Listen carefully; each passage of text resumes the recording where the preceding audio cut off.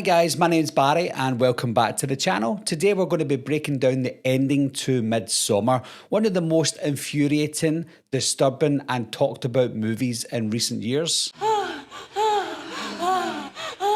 First off, I'll give you a quick recap as to what happened at the end of the movie. Then we'll move on to the basic rules of the ritual in Midsommar and why it's so important to the cult. Then we'll talk about what it all really means in the context of the movie, why the ending is so unsettling. We're going to talk about one of the biggest questions: who's the real victim, Dani or Christian? And then finally we'll talk about why the ending is so ambiguous and how you're supposed to feel about it. So just for a quick recap, let's look at the ending. Dani wins the May Queen dance competition. The May Queen has special powers and gets to choose the final sacrifice. Dani's given a choice: sacrifice a local volunteer or Christian. Christian is paralysed and he can't speak after being drugged. He's sewn into a disemboweled bear carcass. Unfortunately for Christian, Dani chooses him as the final sacrifice. He's placed into the temple with the other bodies and the whole structure is burned down as part of the ritual. The movie then ends with Dani watching Christian burn. At first you see her crying, but then her face turns into a smile.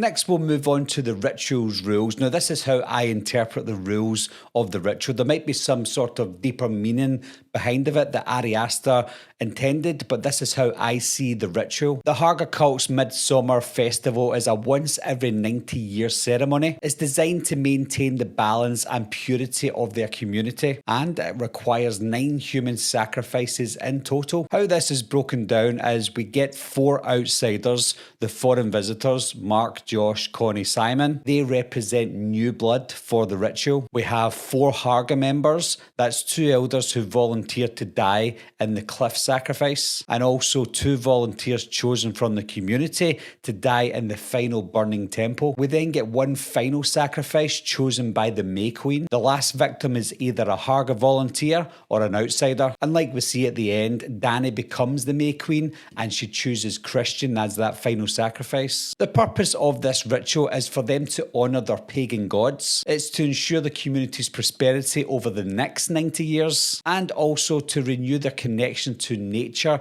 and tradition. So what does all this mean in the context of the movie?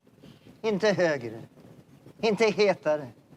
On a surface level, Dani's chosen to sacrifice her toxic boyfriend. If you give it some deeper meaning, you look at Dani, she loses everything in her current life, but she gains belonging in the Harga cult. You can see that as a new family that finally accepts her emotions. The cult mirrors and validates her grief. Unlike Christian, he was cold and dismissive in her eyes. She accepts the cult, the violence, and her new role as the May Queen. It's both catharsis and horror, freeing herself from Christian, but also joining in a murderous cult.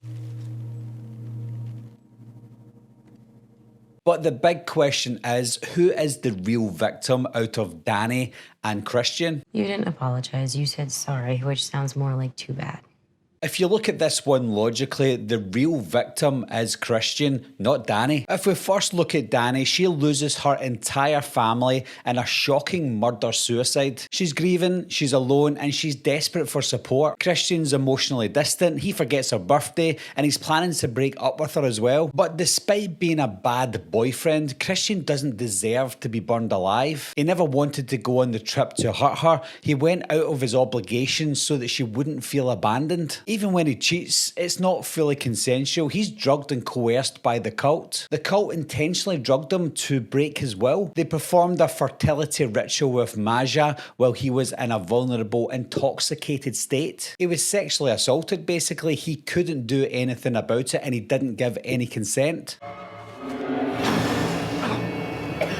If you flip that scenario around to be Dani, then the movie would be completely different. He was then paralysed, so he couldn't escape or even speak to defend himself. He's as much of a pawn of the cult as anyone. Sure, he's neglectful, he's cowardly about breaking up with Dani, but he's not violent, he's not abusive, and he's not malicious. His worst trait is emotional avoidance. That's not something you should die over.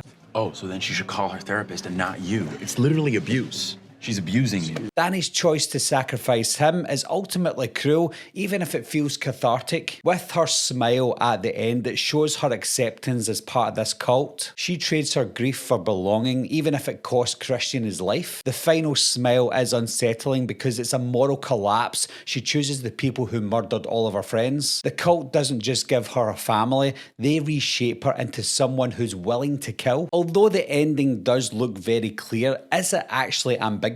It's clear what happens on a plot level. Christian is sacrificed and Dani becomes the May Queen, but it's ambiguous emotionally and morally. The film leaves you unsettled about how you're supposed to feel about what Dani's just done and that smile that she leaves at the end. She's sobbing as the temple burns, but then she smiles. Is this a smile of relief, triumph, madness, acceptance? The film doesn't tell you exactly why she's smiling and what she's feeling at that moment. That's why it leaves it ambiguous. Some people see it as she's free of Christian and her grief. If you look at it from a horror perspective, she's lost herself to this cult. Another way that you can see it as ambiguous is the cult evil or is it loving? The Harga kill and sacrifice people, that's obviously horrific. But on the other hand, they also share emotion. They cry and scream with Dani. They give her belonging. The movie tempts you to see them as a twisted family who took care of her in a way that no one else did. So are they monsters, or are they the only ones who accept Dani fully, or are they both? And finally, the ambiguity of Dani being the victim or the villain. She starts as a tragic, grieving figure, and then she ends as this smiling May Queen who chooses to burn her boyfriend alive. Has she found empowerment, or has she been brainwashed into murder? The ending doesn't say if her choice is justified, and that's a good thing because Ari Aster, the director, doesn't tell us who to root for. He doesn't say that Dani is the victim or the villain. He doesn't say that the Harga are the victims or the villains, and he also doesn't say if Christian is a victim or a villain either. You have to decide for yourself.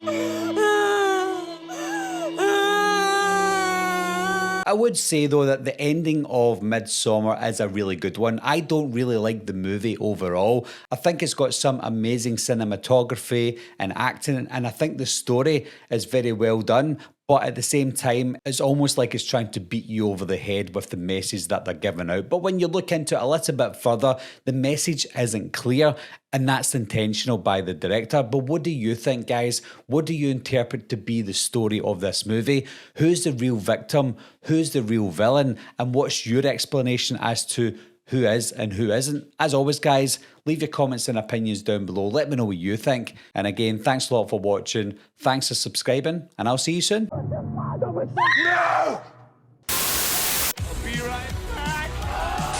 What are you waiting for, huh? Coming to get you, Barbara.